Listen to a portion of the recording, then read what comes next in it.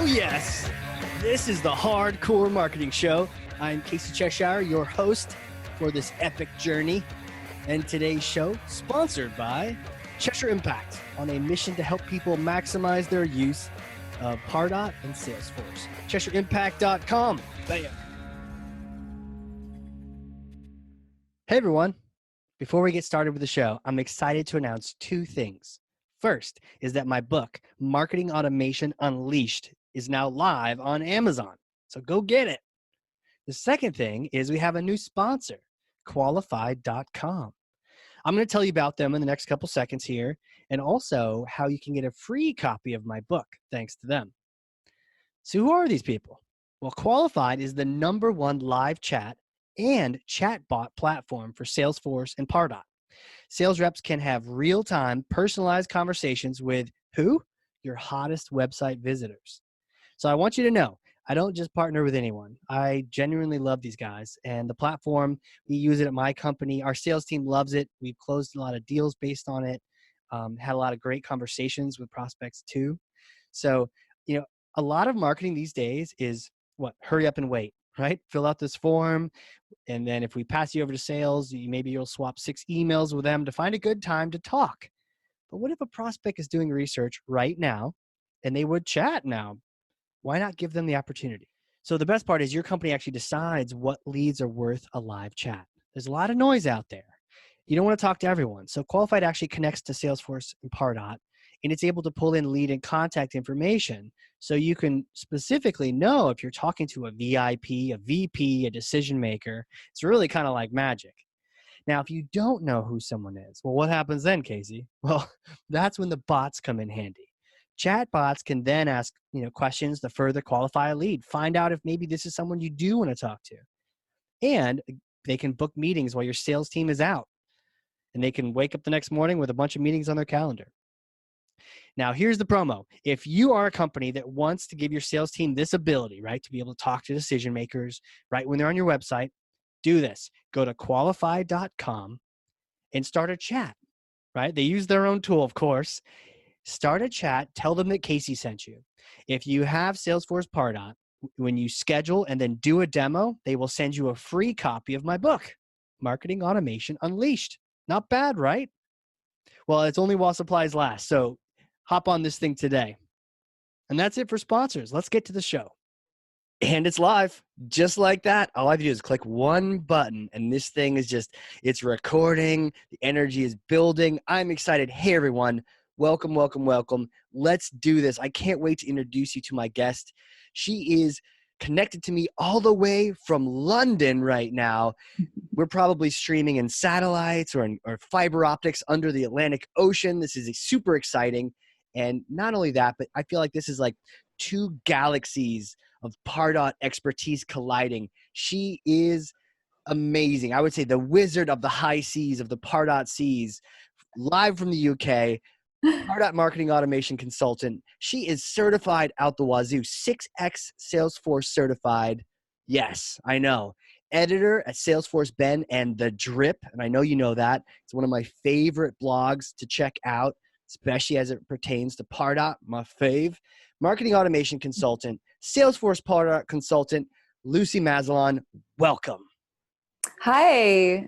Hey, it's so great to be here. Man, there's so many things. You're making me blush. You're making me blush. I know, but there's more. Wow. I had to I edit. feel the energy. I had to edit it down. There's so many things to say. But welcome to the show here. I'm excited because we're talking marketing automation. We're talking marketing strategy. And we're going to smash myths because I know you're constantly writing articles. You're at the forefront of Pardot, and you're advising and consulting with people's companies, especially over in the UK and the European side. And you bump into all sorts of crazy thoughts. So what I want to do is start this marketing automation bonanza off with an amazing point here. So let me grab this. It's heavy. One second. Okay, here it is. All right, you got it? Okay, here's Thor's hammer. Yes. Go ahead, take it. You got it? Okay, all the way across the Atlantic Ocean. There it is, across the pond, as they say. Hey, take that hammer and smash for me some kind of marketing myth, bogus strategy or misconception that just drives you crazy and you want to set the record straight once and for all? Okay, the myth, the line is Pardot will help us get more leads, and let's smash it Smash. because But wait, yes. you're smashing it? Pardot's not going to help us get more leads? You're like blowing our minds right now. What's happening? Like where do people go wrong thinking this way? Well, this comes up quite often when in consulting projects, when say so enthusiastic executive will come into the room to introduce Pardot to the wider team, and will make a statement like this or similar. And I'm like, oh, actually, can I just say, it won't help us get more leads. It will help you process your leads more efficiently, but it's not the lead magnet that you're saying it is. Like, let's not build up expectations. Right, right. So So yeah, people are thinking that that's it's like the one lead thing that people source. need to stop saying. Yeah, exactly. Yeah, like it will help you process them better, but it's just a misconception about marketing automation that just want to put out there.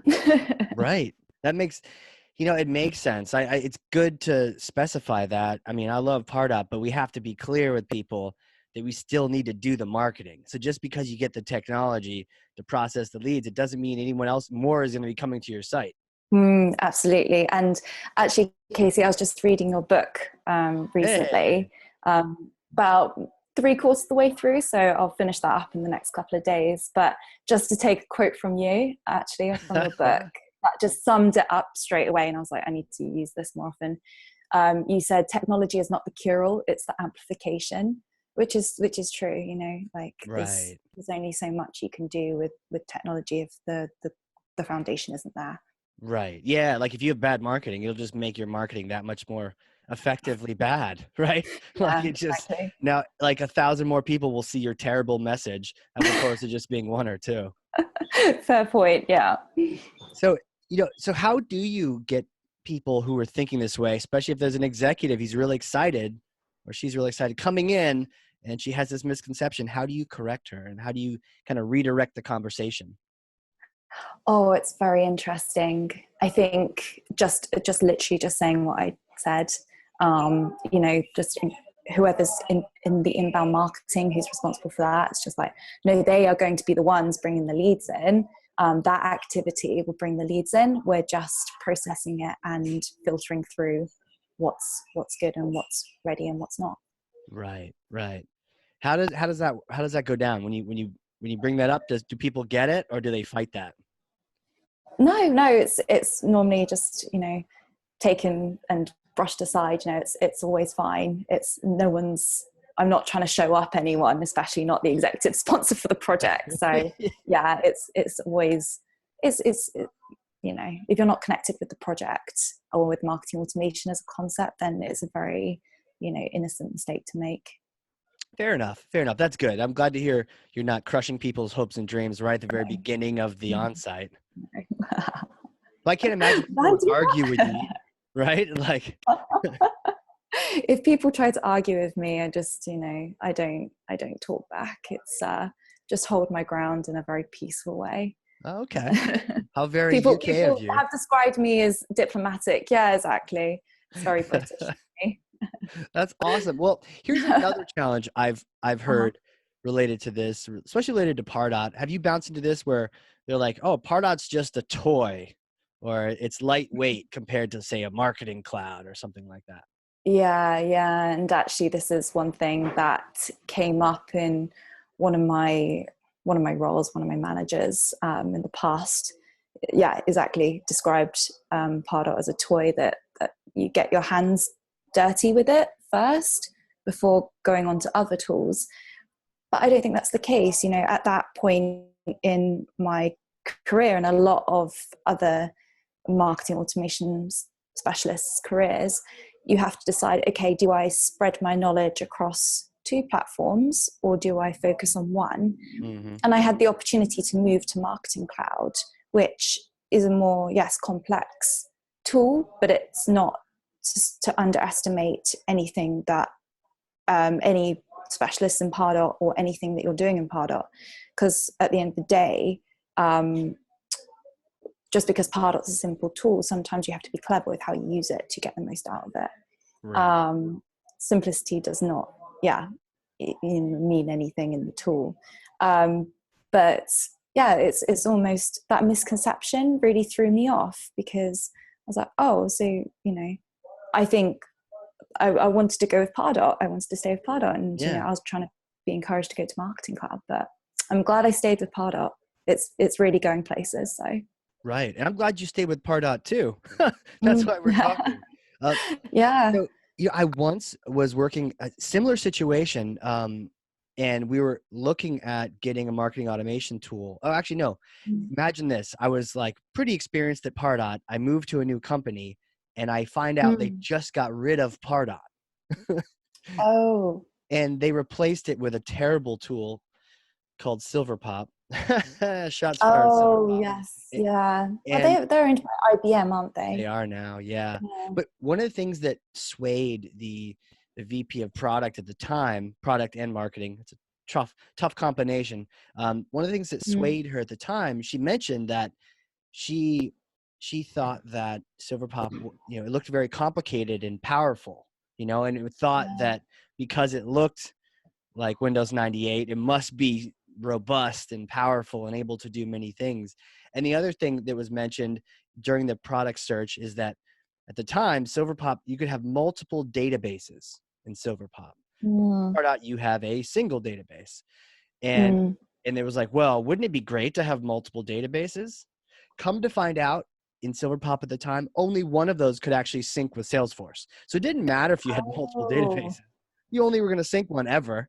So it really didn't matter, but like there was that whole misconception that it was complicated. So let's go with it. I'm sure it'll be strong and powerful. Yeah, I mean, you just think the ability to stretch it, but equates sometimes to the ability to break it. That's the thing. That's one thing that's great about Pardot, is that because it's what you see is what you get. You can hand it back to clients, and apart from the odd slip, they're not going to break it. Whereas a tool like Marketing Cloud, where you can really get under the hood, mistakes happen with that. So it's, yes, the learning curve is much smaller with Pardot, but you need to be imaginative with how you build out your campaigns in Pardot. Right. And actually, I heard someone interesting said something interesting the other day. So in Pardot, like, how many ways can you send an email? I think there's three ways. Okay. In Marketing Cloud, there's apparently 13.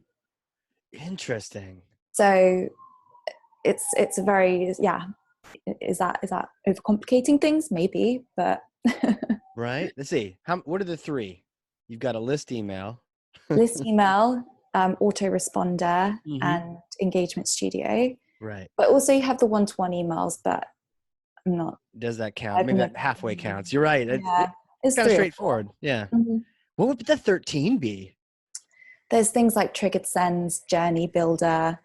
I don't know.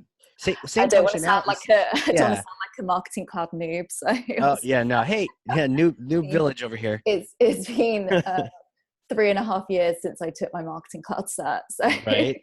I'm with you on that one. No, but I think, even if there's more ways to send emails in Marketing Cloud, it's still the same use cases for the most part, right? Maybe there's text messaging and whatnot, but you're still either sending, a one-off email, or you're scheduling an email to go out at a certain time and nurture, or you're going to be, having it triggered by something. So, it's like you can call it 9 different things, but really, isn't it just a few different ways that it actually goes out? That's what I like about Pardot. So it's like they've simplified it to the base use cases. Yeah, exactly. Yeah, that's one benefit of Pardot, and just knowing there's one product. But Marketing Cloud, all the studios and builders are very interesting, but I wouldn't know where to start navigating that, to be honest. Right. People are like, is this the love Pardot or the hate on Marketing Cloud show? Don't worry, people. We love everything. Like I said, I'm diplomatic. So yes, totally. There's one area where I think Pardot can go crazy. and that's scoring. And Oh, yeah. I don't know if you've seen this, but I once had a client who was actually a CRM that used to compete with Salesforce, or actually still does, but they used to have Pardot. And they kind of just let it go crazy. And so everyone was in there changing scoring around. And they Ah, changed it at the global level, and they mm, changed it on the completion actions, on forms, and on mm, landing pages. And, like everywhere there's completion actions, which is everywhere, they changed it. And yeah. there's different numbers. There was no like normal pattern to that. So Mm. some people would have a score like 42,000, and then others would have like 9 as a score with negatives and positives. Whoa. Yeah, it's always very hard to bring in a scoring strategy when you have legacy scores, or not legacy scores, Yeah. ones that have been ticking away for a long time. Because, like, how do you start sifting through that? Right. It's just Right. very hard to start doing that process. It's one of our And first then going projects. through We had to go in it. and index all the different ways and note every different way that score was modified. And that took a long Yeah, time. hard to audit. It's hard to order that. Yeah. But what's interesting is that, so you may have heard, well, you would have heard about the Einstein behavior scoring. So this is Sure. based on like data models looking at patterns of engagement. And what's interesting is that score is out of 100.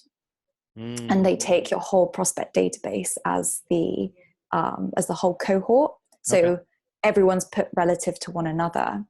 So you know that the maximum's 100 on, and that scale goes 0 to 100, and prospects going to fall on that scale. So you can now start to control it a lot more, control what's a qualified lead and what's not, without, because it's never going to go past 100. So it's Right. a lot easier to pitch prospects against one another. Have you played around with that much? Do you like No, it? to be Where's it honest, at? I Do you haven't. recommend it? No, I haven't at the moment, but I'll be kicking off a lot of Einstein things with one of my clients. Very lucky to work with them because they bought into the whole shebang. So Yeah. yeah, really looking forward to getting my teeth stuck into it. Your Einstein blog posts on the drip have been fantastic. Oh, thank you. Yeah, not too many people know much about Einstein right now. There's not too much collateral. There's not too much information. So, you have been kind of like a lighthouse in the middle of the fog for Oh, a lot of people. thank you.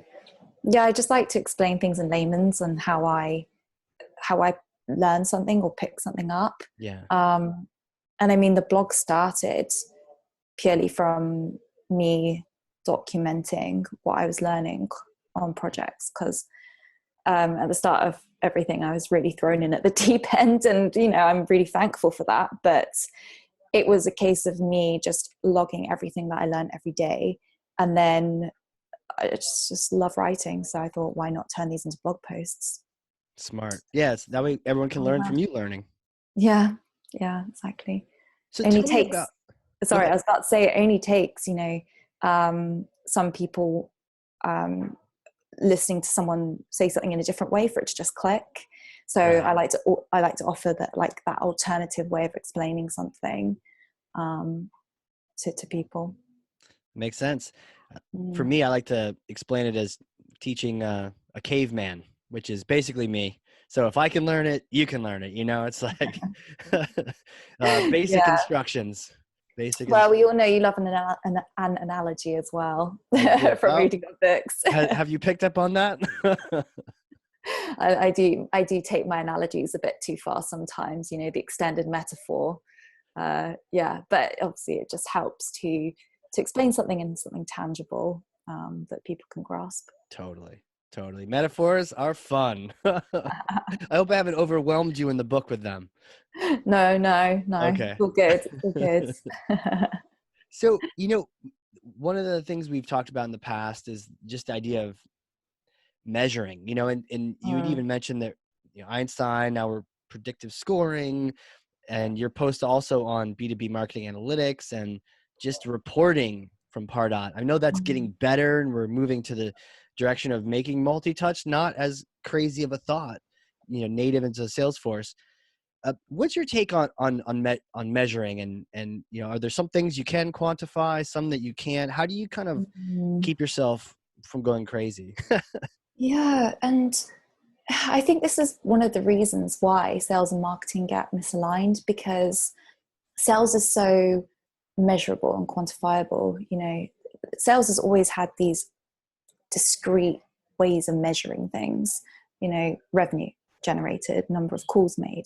But marketing, it's just very subjective, and Right. we can't grasp and quantify everything that happens. And I was thinking a lot about this the other day, because someone put on the Trailblazer community, which is the forum for all Salesforce users, professionals to go on and discuss things. And it's, you know, it's a great resource if any of the listeners use Salesforce or any products and haven't been on it yet. I highly recommend it. It's always a good discussion going on there.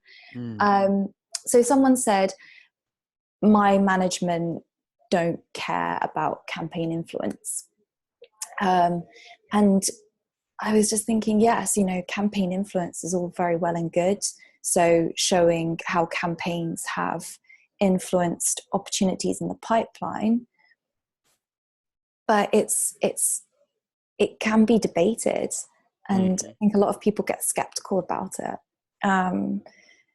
It's really blurred lines because, I mean, what is influence? What's the time frame? I know. What's the quality of the touch point? So we can try to distill it down and run these campaign influence reports, but they shouldn't be the whole judge. Like, that should not be the whole judge of marketing's performance, because it's just impossible to capture everything.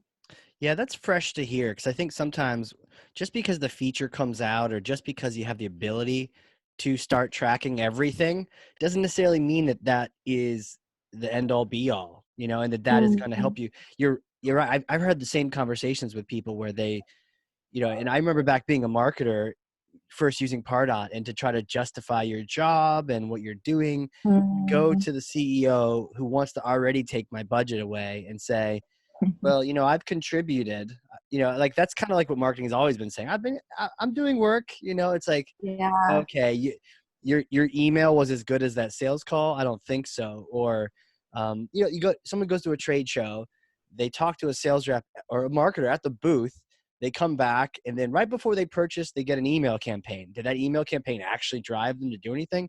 I don't know. Maybe it did. Maybe it didn't. It's so gray that I think it's fuzzy to try to justify to non-marketers that this is why you should give us more money. Yeah, totally. And aside from the campaign influence, because also it's very, what's the word for it? Like high level. It's almost like very heady. But there's a lot of other reports and metrics that maybe are better quantifiers of marketing efforts. And some that I came up with is things like running ABM campaigns and looking at the results of that. I like that. Looking at response to campaigns where calls have been abandoned by SDRs, looking into recycling campaigns and reactivating leads. And I think that's a lot easier for people around the organization to grasp these measurements. Yeah. And they get everyone working together. Yeah. And, you know, it also kind of just reminds me the whole first touch thing.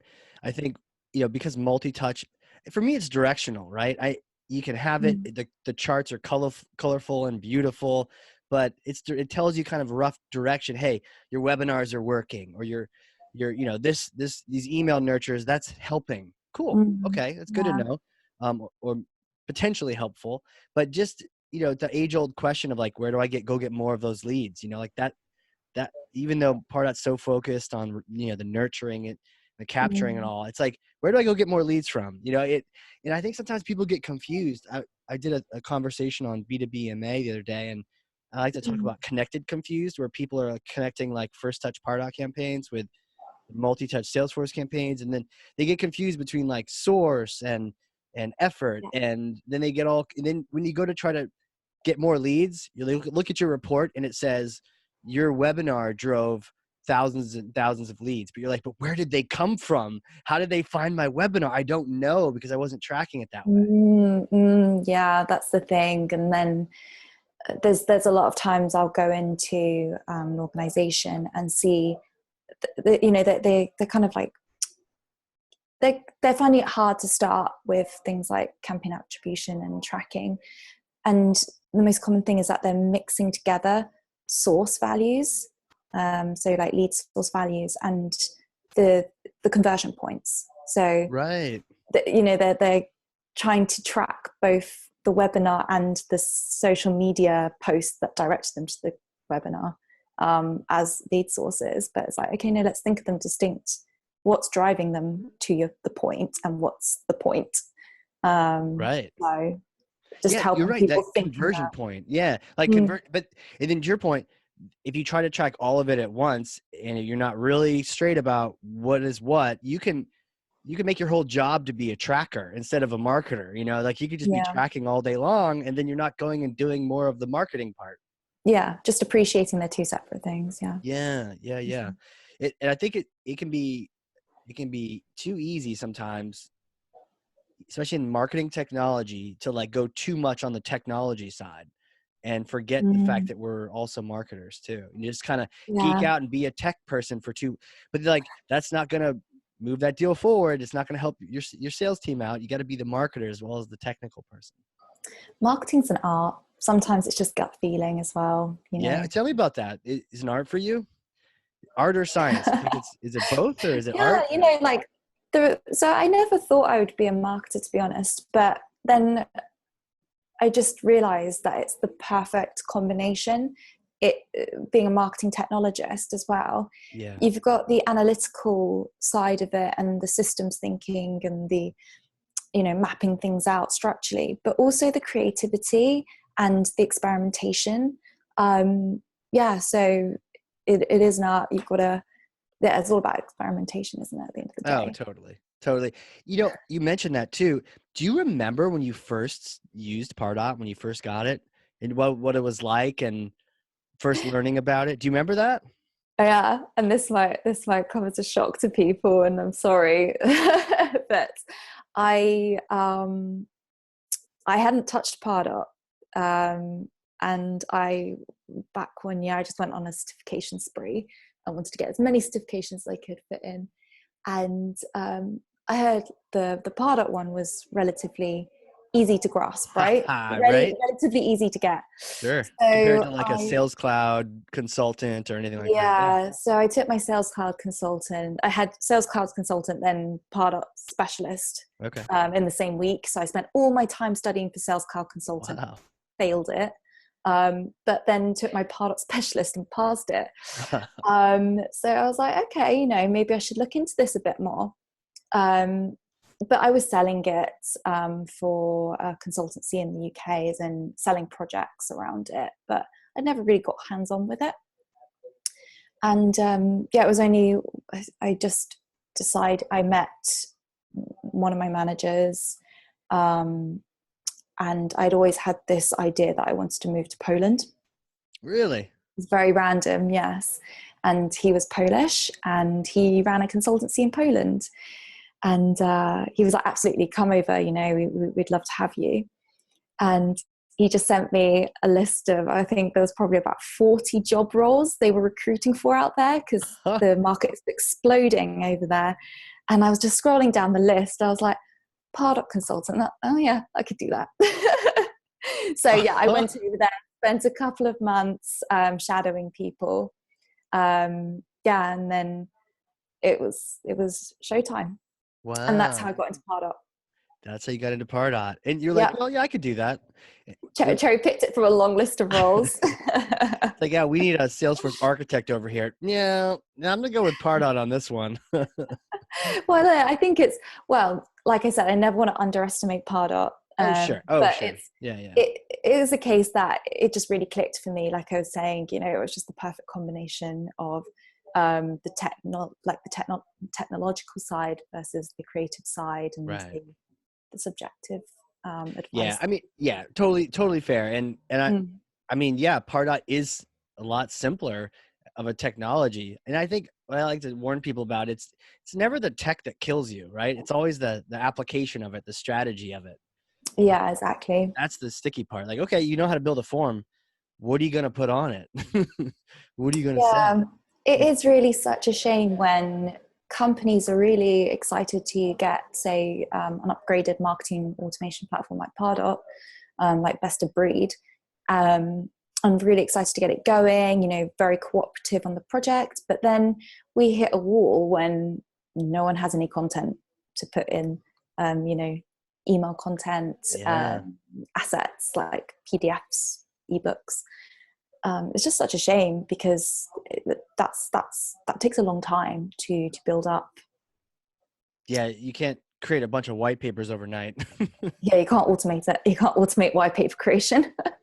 Yeah. It's right. I always like joke. It's like ammo for Hmm. marketing automation, or it's Yeah, something.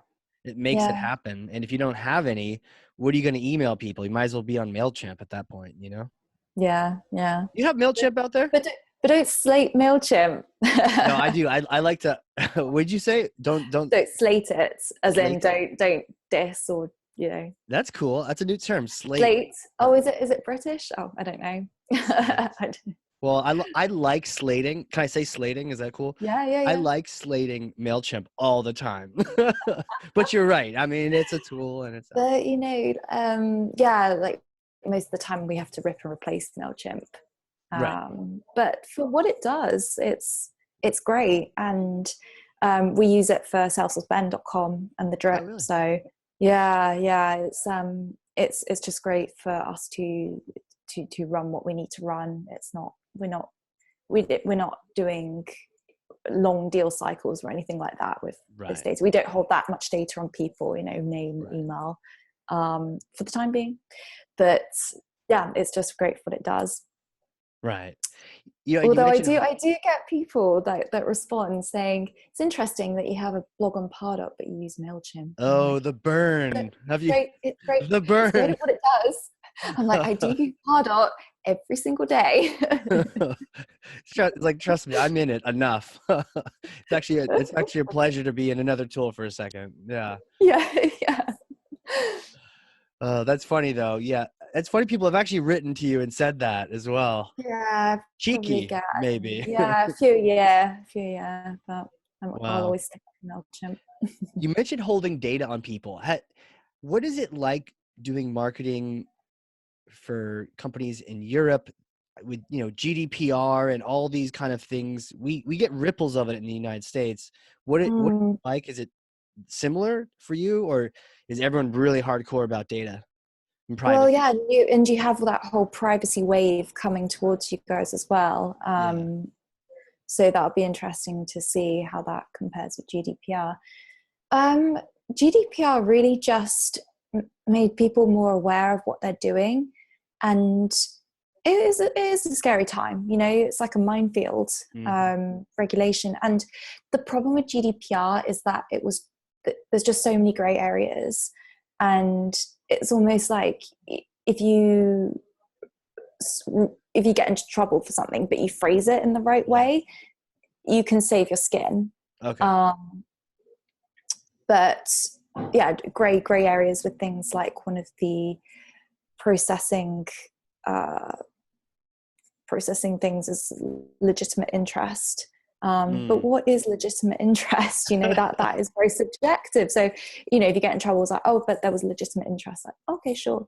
But with GDPR, they always said, it will be, we'll learn more about it as the cases start coming in. So we had a few Right. big ones come in, but it was definitely, this is what I felt, that when the 31st of May went past that year, it was like there's so much rush, and it was like, oh, is that it? Like when Yeah. people think the end of the world's coming and then it doesn't, everyone's like, oh, okay, we go on as as usual. But Yeah. what Like was the really next virus that cycles through the globe. yeah, exactly. But yeah, I mean, in terms of what I was doing, what I had did before and now, not much different, because Hmm. I was always putting in things like double opt-in, Right. consent before emailing and things like that. So yeah. Okay. So it's almost like just almost continuing business as usual because you were already doing good marketing. You're already being considerate of Yeah. your customer and your recipient. Yeah, exactly. I mean, a few businesses may have had purchase lists, but for the most part, especially the smaller companies I was working with, they were doing a lot of organic data collection, so it wasn't an issue for them. Right. And I know Pardot even, I mean, if you get too many bounces or too many spam reports, anyways, if you import a really bad list, they're going to, whether GDPR whacks you or not, Pardot will whack you. They will Yeah, shut you down first. yeah, they keep us on good. What's the word for it? Like guardrails, Yeah. Have you guidelines. ever had a client get in trouble with them and have them reach out? Yeah, yeah. Unfortunately, and this is the thing with also what I found with B2B email data is it gets outdated so quickly. You know, we would do, say, a permission pass Oh campaign, yeah. you know, requesting consent. So we did that for GDPR for everyone. And then we were able to remove a lot of just dead data. A few months down the line, a lot of that data is already out of date just because of Yeah. these email addresses. And I was, Right. that was a learning point for me as well. Mm-hmm. Yeah. I remember I had this problem. I would treat my data, my lead record numbers, and I kind of inherited this mindset as like a piggy bank or treasure, and I would Yeah, just want to hoard it and keep it. And because I would see other companies say, well, we have 30,000 people in our database. Your database has been growing since the 1970s. You don't actually have 30,000. You probably have like 7 that are still yeah, active, right? But yeah. it felt comfortable and safe to say 30, but that's not accurate, And if you're thinking about your numbers and your conversion rates, if you keep using 30 as a number, your projections are going to be off. A lot of stuff's going to be off if you keep pretending like that's really the number. Yeah, exactly. I think, just distill it down to what's important. And I love Marie Kondo. So, just Marie Kondo your database. And I Really? think everyone needed a real declutter. I'm all into decluttering and minimalism. So, Now, how did you bump into her? Did you watch, her show? Is it out there as well? yeah, do you know what? I actually read her book first, Which book? The Magic of Tidying Up, or Okay. that one, the one with the long title. And see, my my mum especially is a bit of a hoarder. So Okay. Yeah. so I am very anti-hoarding, and nothing winds me up more than my partner going, "Oh, you're starting to hoard a bit," and I'm like, "No, no, no, no," just like No, no, clear it. no. It's all going. Getting rid of all of it. Yeah, yeah. But I think I read this amazing book as well, another one that just went into the mental, the psychological benefits of decluttering, just keeping things simple to what you need. Yeah. Um, it's a great concept because we're now turning from consumerists that want to, have lots of possessions, material possessions, to experientialists who would rather spend money on experiences. And yeah, that's definitely me. I think also because I've moved around a lot in the past few years. For example, I moved to Poland with 2 suitcases.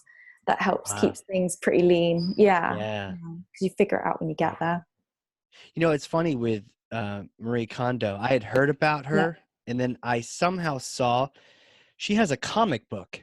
So going back to the caveman analogy, I'm the yeah, caveman of technology. So I saw she had a comic book. I've actually learned well from comic books in the past, like watching or reading. I remember in the old days when I was a kid, I found Shakespeare. It was a comic book with a Shakespeare play.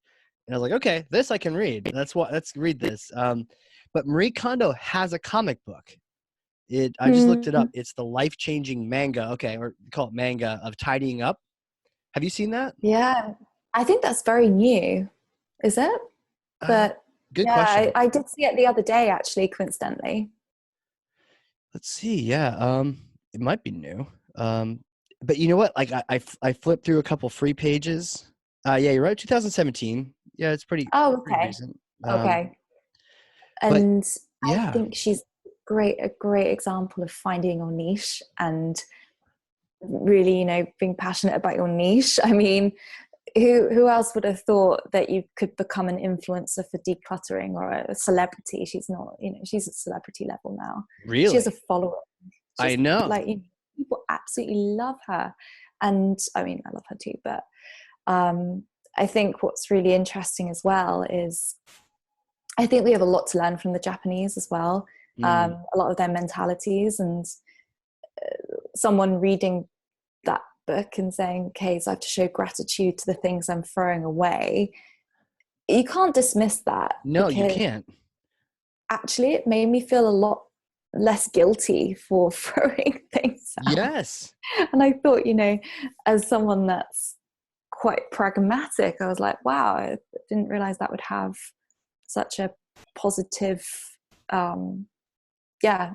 impact, but such an influence in the way I was decluttering.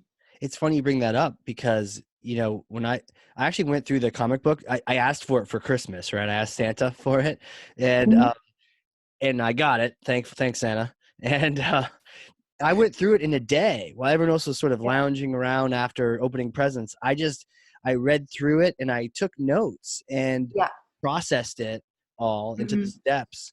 And you're right. I decided I was just going to go with it. Like there's Yeah. some fun, silly, or maybe just maybe even spiritual type things to it, or Mm. just, not as pragmatic. It was a good term, not Yeah. as based it in just sort of hard reality, but things like thanking your clothes, or thanking this, your that I had a billion belts, and I was like, I don't need a billion belts, or I had a bunch of shirts that I didn't like in my Yeah. closet, and I folded them up. My kids actually came upstairs and they were helping me sort of declutter, Mm. and they Mm. helped me with it. And I was like, thank you, shirts, for keeping me warm and with clothes on. It's time to make someone else happy, and let's donate you or something. Yeah. But you're right. There was something to that. We shouldn't just, Mm. discard it because it's not your basic programming. Yeah. Yeah. And you said that you read the comic in one sitting. Yeah. Yeah.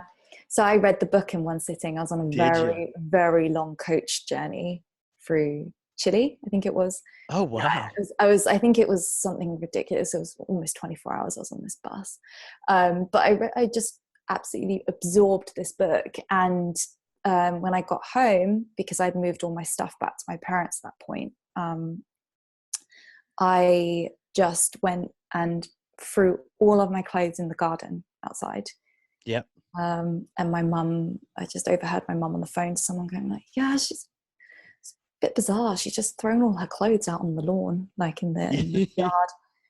That's That's what just she like, says to well, do. She says to do that. Put it and all I'm in one just like, spot. okay, you Yeah. haven't read this book, Mum. You should read it because you're the one that hoards. Right. Right. No, but But like yeah, every little thing, you could tell she's done this a lot. Kind of like you and I with the Pardot. If we tell you to do something with Pardot, it's probably because we've seen people do mistakes. But one of her things was put everything you have of a certain type together in the same yeah, room. Not like, okay, tidy up clothes here, and then clothes there, and then clothes there. Because you go from location to location, you're tidying up little areas, but you'll never be done because you'll mm, constantly be recycling. So it was like yeah. smart. And so Well, you just supposed to yeah, put, for me, it was books. I had just thousands of books everywhere. And I was like, okay, let's put all the books together. Do we want to keep them? Do you want to get rid of them? And it's yeah, just based on the feeling they give you too. She's like, yeah, don't open it up and start reading it, because then you'll be like, ooh, I wonder if I could learn something from this. She's like, no, just pick it up. Does it bring you joy? No, go. yeah, yeah, exactly. But I think it's all about exposing the problem and seeing the scale of it, which is why her method works so well. And um, she has a framework though, and like you have a framework that you've written about in your book. It's something that's been tried and tested and honed in on. So Yeah. yeah. Do you remember the Up and to the Right? Marie It's, Kondo, Up and to the Right, where she's like clothes should go up and to the right. She has a little swirl. Did you ever see that? no. No? Okay. Well, her TV show, she does it. And then also in the comic book, she tells people that their closets should have like long things and then shorter things. Oh right, yeah, yeah, yeah. And then the color should increase and it should go up. She does this like swirly thing all the time. Right. Okay. Yeah. Yeah. Yeah. Yeah. Yeah. But it just brings such organized, like peace of mind. Also. Yeah. Oh, for So sure. if anyone, this weekend, if anyone's got a few spare hours, that's what you're going to do. Spring clean. You know what? Like, honestly, it's that kind of thing. Like I saw a like this funny diagram on Facebook saying what people think makes us productive. And it was a big circle that said hard work. And then it's like what actually makes us productive. And it was another circle, and it was like working out, eating right, getting good sleep. Working hard was like a quarter of it, but it wasn't like the whole thing. You need to be a real person. And honestly, Yeah. having a clean workspace or home to get home to, so you can just sort of relax from the day, Mm. or in this kind of dot ties into even your space inside of Pardot or Salesforce. Like, is Yeah. everything labeled? Are you using tags, folders? Pick something, and then clean out the rest so that you can log into your system and not be Yeah. stressed out when you see it. It's true, because then otherwise hard work just becomes busy work and you're just running the tires into the ground, Right. and not going forward. I was just thinking, wouldn't it be funny to do like a webinar, like how to Marie Kondo your Pardot account? Yeah, I'm pretty sure that's in my a list of ideas somewhere. Right. That's funny. We'll have to, if I ever do, I'll have to cite this podcast and be like, I was chatting with Lucy. We came up with this idea up and to the right. Let's go, Pardot. Yeah, yeah. I mean, the thing is, though, it's just hard to audit, isn't it? A Pardot account. It is. It's Just, harder to audit a Marketo account, though. That's worse. I wouldn't know. Yeah, no, like, I've only ever ripped and replaced Marketo, but I can imagine it'd be the same, because you're like, oh, this asset might be useful, but does that asset spark joy? that's a great question. That is so funny, right? This landing page. Well, actually, it's a good point. Like, I've moved people from off of HubSpot all the time, and Mm, then you ask them how many landing pages they have, and initially they say like 80, and you're like, that's going to take a lot. That's going to cost a lot of money to migrate. But then you mm, go and you look, how many actually have had a visitor in the last, say, year? mm. It's 12. Yeah, You know, like yeah. those other landing pages do not bring you joy. Like, let's go, get They rid of bring no one joy. no one joy. Yeah. Funny. Do you have a number one tip or your most frequent tip of what you Mm. recommend for really getting the maximum out of Pardot? Oh, it's a tough question. Yeah. Because I mean, there's this whole movement towards multi-touch attribution analytics. But I think one thing that the real foundation of it that people often don't spend enough time thinking about or discussing with their teammates is the campaign hierarchy. And Mm, it's really hard because there's not one way to do it. And it's one of those things that once you build it out and start using it, it's very hard to backtrack and get out of it, yeah. and rearrange it. So I just always have these, very productive discussions with clients about campaign hierarchies, because Hmm. very hard to organize all of these marketing activities into like a single structure, Right. cascading top down. But yeah, I would say really consider your Salesforce campaign hierarchy. Okay. And then Mm. in like the perfect follow-up question is that how do I best do campaign hierarchy? Is there There's no right answer. It is all there no is depends there on. any recommendations or tips? Come on, Oh, Marie yeah. Kondo, I mean, Mazalon, help us out. I suppose I always say, when people get stuck on it, I always say, okay, well, think about the management, or the marketing director. What level do they want to see at? So is it best by region? Do they want to report on all campaigns by region? Do they want to do it by product, like by business line? Um, that's often the two best ones. You don't really want to organize by year, because then you just have to end up redoing it every year. Do it But every year. sometimes that Okay. is, yeah, sometimes that is the best option for people. So it's very hard to say. Well, But those are some good tips. It's a good point. If you do a year, you're gonna have to redo it. So consider that. And yeah, then what do people want to see as an outcome? Makes sense to mm, consider that, because otherwise you're not gonna try to make the spaghetti connect midway through. Like, start with mm, the end in mind. I like that. That's smart. yeah, yeah, exactly. But one thing, I'm sure there's lots of other things as well, tips, because there's always something to talk about with Pardot. There's always Of something to course. debate about. Yes. And that's one thing that I love about the user groups that go on. So I co-lead the one in London, and Yeah. we're very lucky that we've got such a large cohort here of Pardot users. But it's so good to get that like healthy debate going, and between users and consultants. And Yeah. there's always something really interesting from there. What kind of debates have been happening lately? There's a lot about testing. So, and we've actually got a user group coming up in the next couple of weeks, all about proper business analysis, testing, and documentation and safe deployment. So there's a bit on that at the moment. I think as Pardot comes more on platform, on the Salesforce platform, we'll be able to leverage a lot of the great deployment tools that Salesforce has. Right. And looking forward to being Pardot really being included in the whole Salesforce picture for every organization. Yeah. Do you have a user group where you are? We do. We have the Boston user group, and Great. we had a virtual meeting yesterday. By the way, shout out to everyone in London and everyone in Boston. Shout Yeah. out. Yeah, we had a virtual one yesterday, which was a little sad, but we had to do that because of the virus scare. Oh, really? Yeah. Wow. Well, Salesforce is sort of decided that they don't want to Advising do. against. Yeah. So I would just show Yeah. up, but they decided not to. But we made it virtual, and that was okay. But you can't really network and connect with people as much as you can in person. Yeah, it's true. It's true. And I guess we'll just have to see where this virus ends up. I mean, it's a real shame. We just got the news that the London World Tour event's been postponed. Yeah. And this was going to be the first year. It was going to be a 2-day one, which is a really big deal. Really? Yeah, it's the biggest one in Europe. So, Wow. well, also known as my favorite day of the year. But What was it gonna be on your birthday or something? no, just I love World Tour Day. Okay. Yeah. Because I worked for quite a few brands in the ecosystem as well.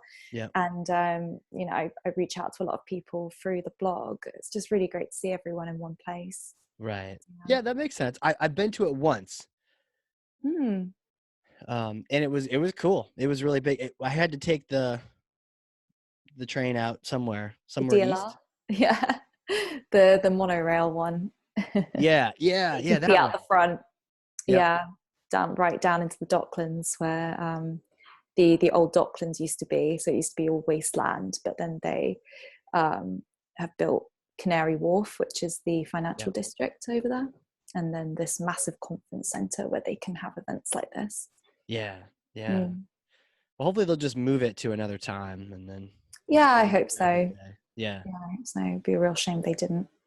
It would. We'd have to rebel and have our own event. So, this has been so fantastic. I'm really curious. Who are you? Like, who are you? You're a superstar in the Pardot world. I want to know who you are. Can you take us back to like little Lucy days? Did you always know you're going to be a marketer? Like, take us back. Well, you warned me this topic of discussion was coming up, and I was thinking a lot about it actually. And I'm like, well, actually, it's pretty insignificant childhood. But then I started thinking more and more. Should I start from the beginning then? Or Yes, start from the beginning. Yeah. Okay, so I was born in Hong Kong, and I was moved around a lot as a child. Wow. So I actually only moved to the UK when I was 9. Really? Yeah, so I used to be bilingual in French because I lived in French-speaking places, and just always was used to being picked up and moved around and having to get back on my feet. But I ended up. Was it like were your parents in the military, or were they spies? No, my dad was working for a big corporate, and they said to him, it was in the 90s, so they said, if you want to really slingshot your career, go to Hong Kong. So he did. And my mum, like, bless her, she's quite shy, typical British, didn't travel much at all. She was told, up and go to Hong Kong. And Right. so she was like, yeah, just to have her first child out in Hong Kong as well was Oh my gosh. I a can pretty imagine big having thing. like Her head was doctors, I looking can't like, understand them. And yeah.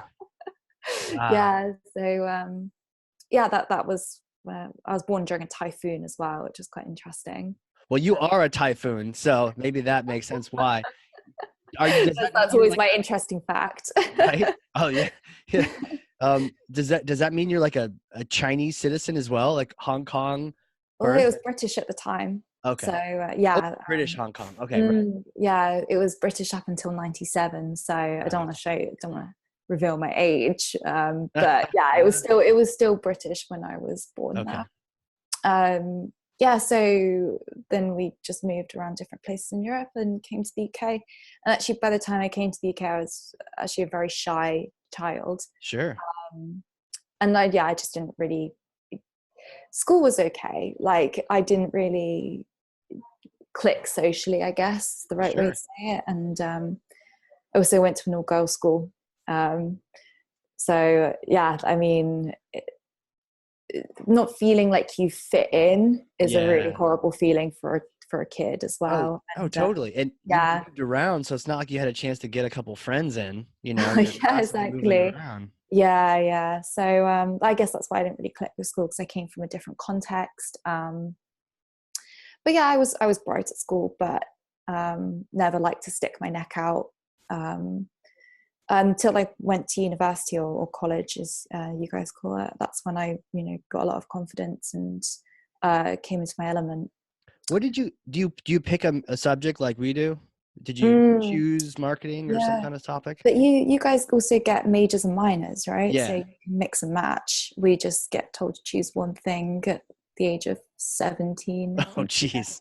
Yeah, and it's just like, What did you pick? I studied geography. Really? Yeah, very random, but I think a lot of the people in technology now and Salesforce industry haven't studied computer science, and it's actually humanities like geography, politics, history, actually quite popular Wow. um, Sure.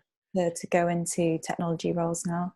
It doesn't Um, really matter, but it yeah. doesn't matter. It's not a negative, but I think it's a positive because Mm, you bring, and also even to your marketing later on, you bring these other disciplines and thoughts and theories and yeah. what you Yeah, do. I think a degree teaches you how to analyze things and how to Yeah. break down information. It's the content's different, Right. but I love geography, so that was a good choice for me. Then What was different about university or college? Wait, you call it university. yeah, We call it both. We have college okay. and universities. Colleges are smaller, universities are bigger. Oh, oh, okay. Yeah, I just always thought you guys called it college. So yeah, so we call it university. College is actually the step down from university. So Okay. that's like when you're 16, your last 2 years of school. So 16 to 18 is Got it. college. Is it a precursor or is it just not as cool as university? It's just a natural progression. So Oh, okay. you do this, senior school and then like secondary school. So does that mean the U.S. is all in your mind was always 2 years behind because we only went to college and you went to university Well, no, after? we just have to make sure that we just, don't get tripped up over terminology. Right. Yeah, totally. No, that's And fun. you call it school as well, casually calling university school, but we're thinking that's, kids under 16. Sure. Well, we're all goofy over here anyways. What was different for you about university over school for you? Yeah. Did you found friends or what was there something different about it that made it you broke out and became you? Yeah, I know it's going to sound really cheesy, but it was just the diversity of people Oh. and boys. Because Yay. yeah, being in all girls school, you get into people have one frame of mind, and I was lucky to go to a really good school, but everyone there was very single-minded, very Hmm. narrow-minded, and a lot about money as well. So the girls came from very wealthy families, and it was all about very vanity things. And Right. my parents are not like that at all. So yeah, I just found it very hard to click with people who were Was it only like interested in a that. private school? Yeah, Versus, it was. okay. Yeah. So, I mean, great, like beautiful school and great opportunity, but it's just a shame that it was all about show for a lot of the Right. girls. But it's a good point about diversity though. I mean, we always talk Mm. about it in the other direction, but here you're in an all girls school with, super upper class people who may or may not be appreciating everything around them, but they're all one type. And then you're able to really flourish when they're all different kind of types. And Yeah. everyone's type is like, hey, everyone has a type and great, come on, come all together. That's Mm. Yeah, I know, like my parents, well, especially my dad, was always trying to make my sister and I really resilient to a lot of things, and because we'd been moving around, we were very adaptable. But I think that would have jarred a lot of people who had been very sheltered and around the same people. So university for me was just great, going and being around different people, and the freedom, the independence as well. I loved that. Yeah, no, I could see that being the case. Mm. What do you study when you do a subject in geography? Do you just study different locations and Mm. maps? Yeah, I mean, without going into it in too much detail, there's two types of geography. So you've got the, the, the scientific one, so the physical. It's called physical geography, where you're Okay. studying mountains and volcanoes and the weather. Huh, that's And cool. then there's also the human side, which is more like sociology. So where you're doing urban geography, demographics, so study of populations. So I was doing that side of things, Wow. and that's very varied. You can take that where you want. Sure. Do you ever see any of that? I mean, it almost sounds like segmentation. Do you ever, does anything ever tie in? Do you ever think, oh, I kind of did that in geography class? Hmm. I think it's all about looking at trends and data, I think, as well. I did a lot of that as well at uni. So, Yeah. and also in human geography, you're looking at quantitative and qualitative data. So, yeah, I think I just took lessons from that and applied Right. it to now. And then what happens? You graduate. It's time to, is that when you went off to Poland or were there some?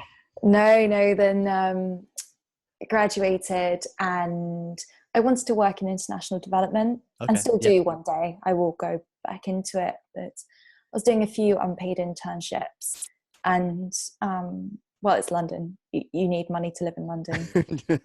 Yeah. And my Expensive. parents were, yeah, my parents were pretty keen to get rid of me as well of the house. So Right. they, I just met my now partner, and he said, "Oh, you're looking for a job. I know someone, a friend of a friend, that's got a job." And so I went to work for a big ISV. That was Huh. my first job, and I thought, okay, yeah, I'll do this for a few months, get some money behind me, and then see what I want to do. But then I got through an email saying your first day is at this address, and I looked at the address and I was like, San Mateo, California. Like, no, they got the address wrong. But it was literally fly out to California on your first day. Really? And that's when I just got sucked into the ecosystem, and I haven't Right. looked back. Wow. Yeah. So Had you been to California or the US but yet at that point? I'd been to New York before, but that was many Okay. years ago. And bearing in mind to spend almost 2 months out there.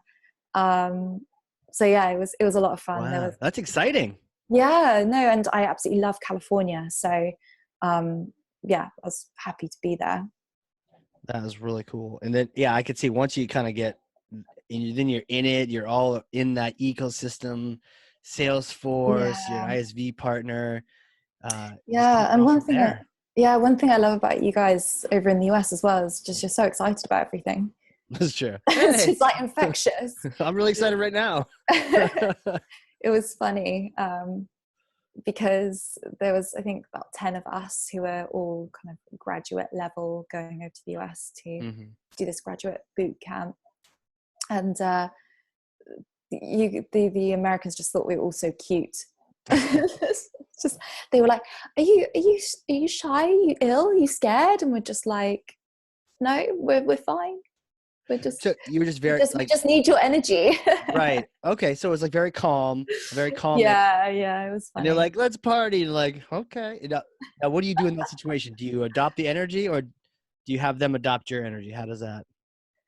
We adopt their energy. Okay, good, good, good. Wow, that is cool. That's a cool story. Then you just off from there. Nothing like being flown somewhere for work too. That's always fun. Yeah. I mean, any chance I have to travel, I jump at it. Right. So I was also put on projects in Belgium, Okay.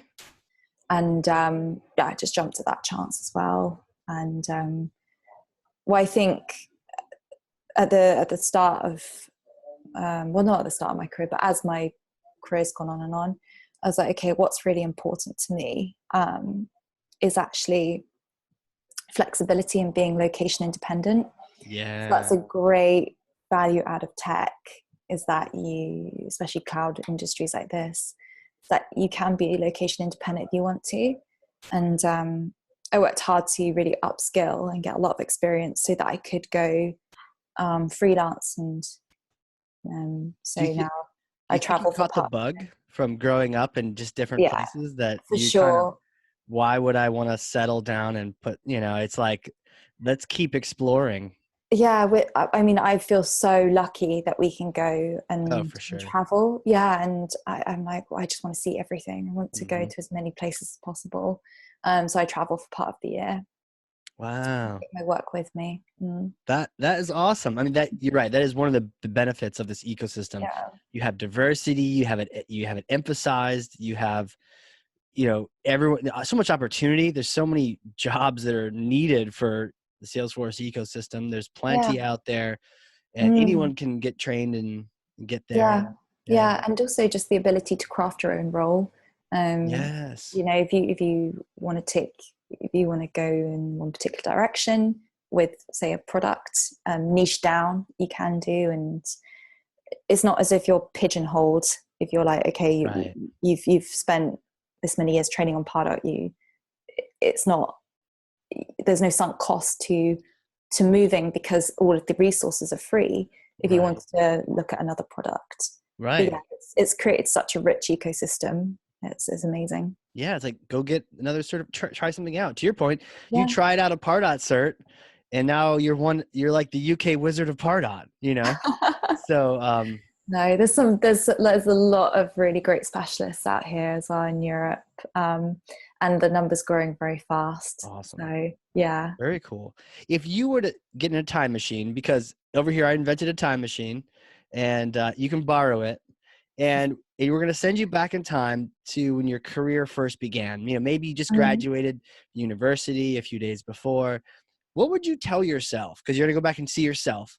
What would you Mhm. tell yourself? What kind of advice would you give yourself, knowing what you know, having experienced all the things you've experienced? Yeah, and I think, to be honest, I wouldn't have done anything differently. Hmm. I just think having the the so I, like I said, I worked very hard in that, and it's that hard graft, the slog has paid off. Mm. Um, so it's just reiterating, I guess, to myself, saying, yeah, it's going to be tough. You'll do long hours. You may get into some uncomfortable situations on projects, but it'll all turn out okay, because Yeah. just having this freedom is great. So it's going to be okay. Like, just kind of reassuring yourself, like, Yeah, you got the right mentality. You're going to work hard, but it's going to be worth it. Keep at it. Kind of. That's cool. yeah. I'm someone that will work in intense bursts and then maybe take some time off to travel. So um, I love having, yeah, just telling myself, there'll be times where it's sticky and it's hard, but then you'll have, it fluctuates. Just knowing that. Yeah, I think that it's a really powerful strategy, if you will, for life. Just the idea of, you need to take a holiday, a vacation. You need to spend time on yourself, and then you Mm, can dive back into that work, that passion that you do when you get back, because you'll mm, have recharged your batteries. Yeah, exactly. And it's funny, this question, actually, because my sister's just graduated. And I'm Nice. seeing her this evening, so I'll be giving her some advice. What would you tell her? Is she gonna work hard too, or you gonna, hey, you need to work a little harder now? Yeah, she's just come back from a trip to New Zealand, so Oh yeah, wow. it's about time she got a job, right? Right. Right. um, yeah, no, I think it's just about, I think nowadays as well, we're very respected in the workplace.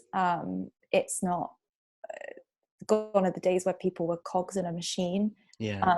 And I think being authentic as well at work. And that's really cliche, but No. it's You true. know. There's a lot more Yeah. awareness about differences and diversity. So that's also a great piece of advice to give someone just graduating. And I'll say, like, I bumped into this discovery. I think anytime something's cheesy or cliche, I think it's actually really true.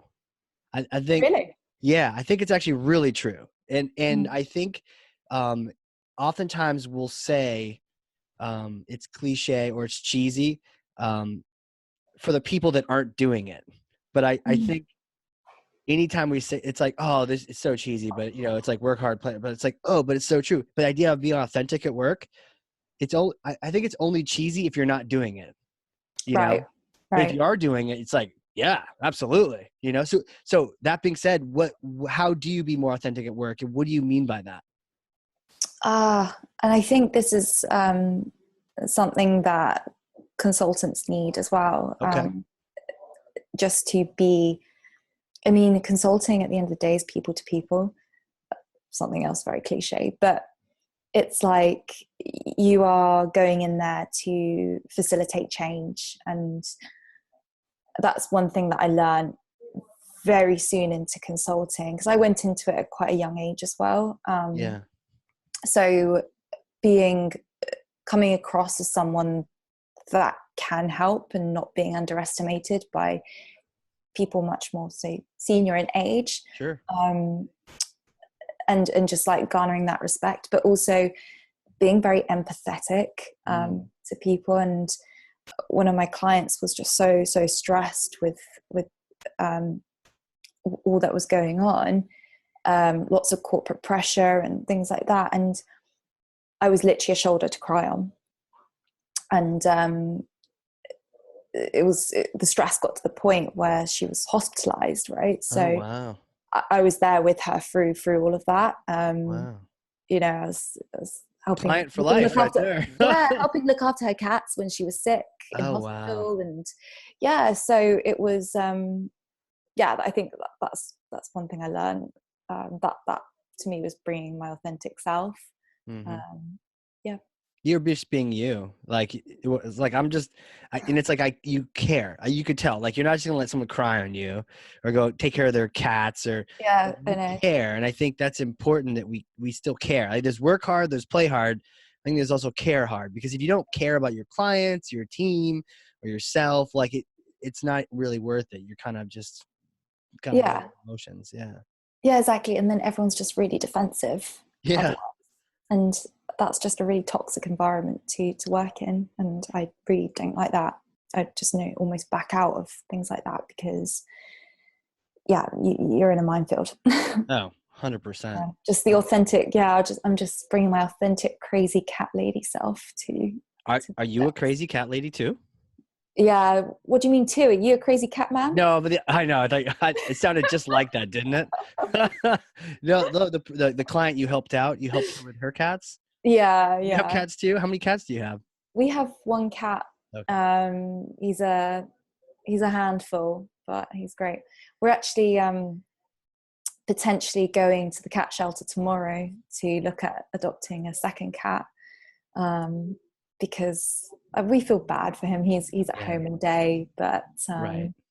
yeah, we'll see. He's quite old now, so don't know how he'll feel about a kitten, but Well, I can assure you that I do not think one cat makes you a crazy cat lady. I don't think two cats makes you a crazy cat lady. I think three or more may be getting there, but you're okay for now. yes. Hey, two's company. Two is company. Three is a crowd, Three's a but crowd. two's a Maybe party, that's the, right? yeah, exactly. Don't know. Maybe that's one thing you can't quantify either, the crazy cat lady scale. What is the next destination on your list? You like to travel? I know you went to Mm. Burma and somewhere Yep. else. We just came back from Myanmar or Burma, Okay. as otherwise referred to, and Cambodia. Wow. Wow. Mm. And then you're always on the move, going somewhere. What's next on you already have your next trip planned, or do you know where you're going next? Yeah, so I mean, long haul destinations. I've got a list, Yeah. Well, and what's your list? What's next? I like to do a couple of big trips a year. Potentially the Philippines. Oh, nice. So I would love to do India, Yeah. but I just got to find the right time to do it. In between all of the crazy things going on in the Salesforce world, but actually might do a tour of Europe around all the dreaming events. Oh, wow. Um, it, hoping this virus stays under control. But throughout Europe, we've got a lot of community events now. So That's true. there's one I did in. French Touch Dreaming last year, and it was Oh yeah, fantastic. oh Yeah. yeah, great, It was great, yeah. amazing. So there's Spain, France, Benelux, so it's Belgium and Netherlands. There's one in Prague now, Poland, Wow. obviously London. Yeah, so do a quick whip around Europe. That would be fun. Like all of Mm. those destinations sound like great vacation spots for us in the US. We're like, sign me up. I'll go. Let's do this. Yeah, that's one thing we are really lucky in Europe, that we can just hop on a plane for an hour and get somewhere Yeah. completely different. And we're very lucky with London. We're very well connected. So Hmm. it's Yeah, one benefit. fantastic. Well, this has been so much fun. Thank you for coming on here. Where can people connect with you if they want to reach out? I mean, it's Twitter, LinkedIn. Throw some URLs at us. Yeah, thanks for having me. Let's see. So there's my blog, which is The Drip, and it's part of salesforceben.com. So that's a section dedicated to Salesforce marketing automation. So we talk a bit about campaign best practice, so Salesforce campaigns, Pardot, little sprinkle on Marketing Cloud. So if you just Google, I guess, the Drip blog or the Drip Salesforce, it would come up. Drip blog. Um, Okay, right, like right in Google kind of thing. Because yeah, we'll link to it in the show notes as well. yeah. Yeah. So the link will be there. And my Twitter is at Lucy Mazalon. Okay.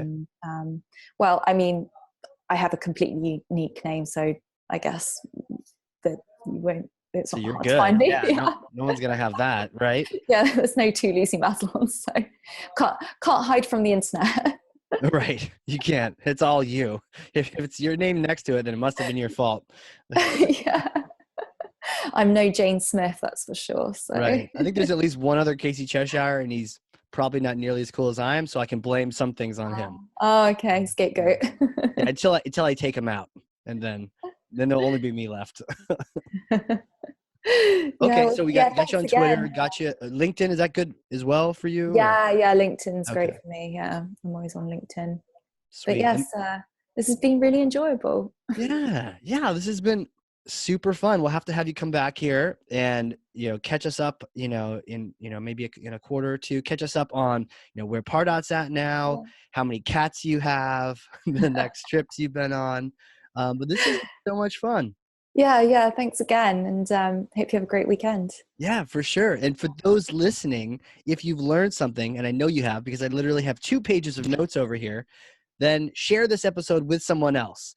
Be a thought leader for one person, 2 people, 1,000 people. Lucy's information, everything we've learned here into someone else's hands.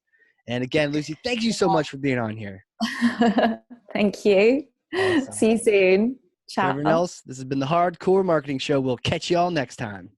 All right. A big thank you to today's sponsors. Cheshire Impact, helping marketers and sales win, maximizing the use of Pardot and Salesforce. And a big thank you to qualified.com, the #1 live chat and chat bot platform for Salesforce and Pardot. Remember the giveaway.